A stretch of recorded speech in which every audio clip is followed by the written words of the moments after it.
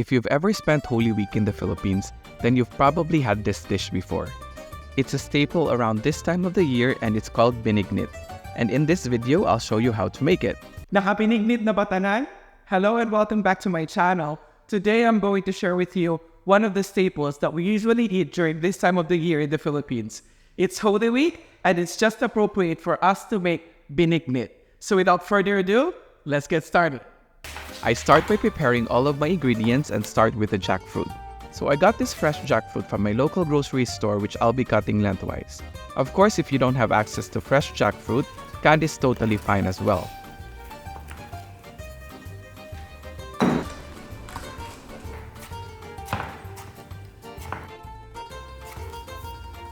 Then I'm cutting one whole piece of taro and I cut it into cubes just like this and I set it aside.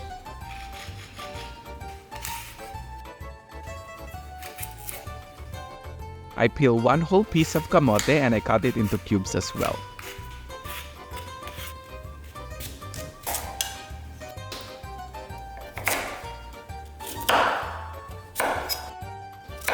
Just like you, I love a lot of saba bananas in my binignit as well.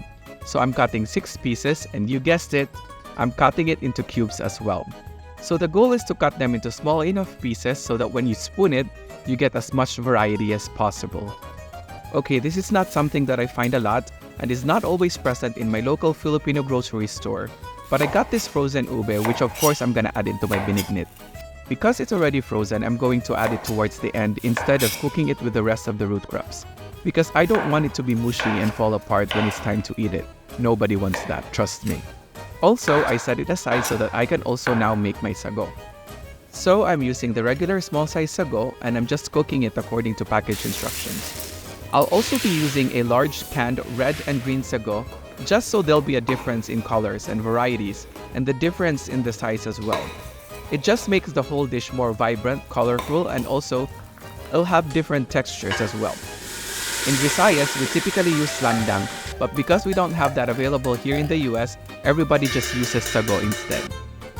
Then, finally, it's time to cook. In a pot, I'm adding 3 cans of coconut milk, then I let it boil. Once it starts to boil, I start a timer for 6 minutes. I'm gonna go ahead and add the taro and camote and let it cook for 4 minutes.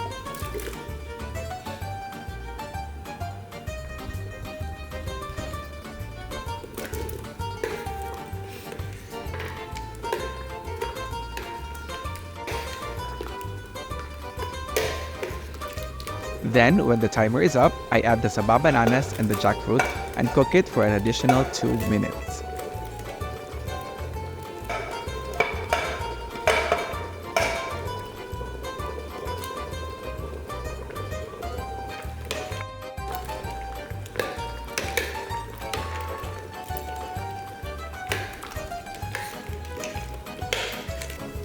Finally, I add the brown sugar,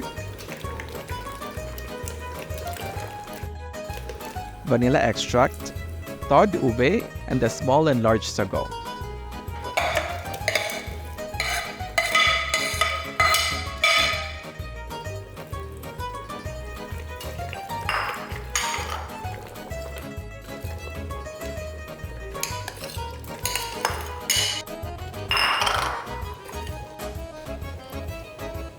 I give it a final mix and now it's ready to serve!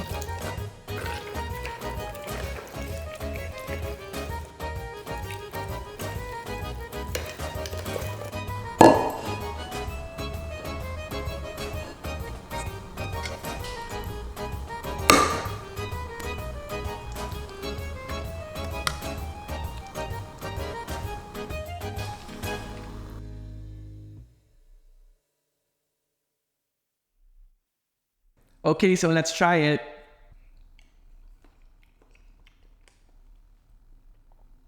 For me, the saba bananas and also the nangka, those are the things that makes a really good binignit.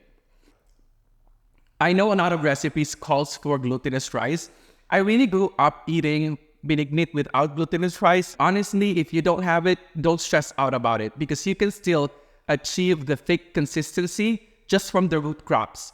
It's also nice that I have access to frozen ube. If you have it, please use it in the recipe. It actually makes a whole lot of difference as well. If you like this video, consider subscribing if you haven't already. Click the like button. Let me know what you think in the comment section below, and I'll see you on the next video. Bye!